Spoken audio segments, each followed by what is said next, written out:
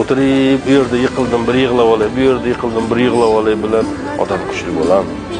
Ot bo'ling, changitib keting. Odamlar changizni muhokama qilsin, siz minglab kilometr uzoqda bo'ling. U manzilga yetolmasin.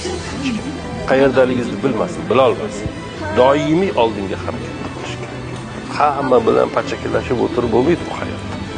Hamma bilan pachakilashib yashab bo'lmaydi. Unda sizning haqiqiy maqsadingiz qolib ketadi.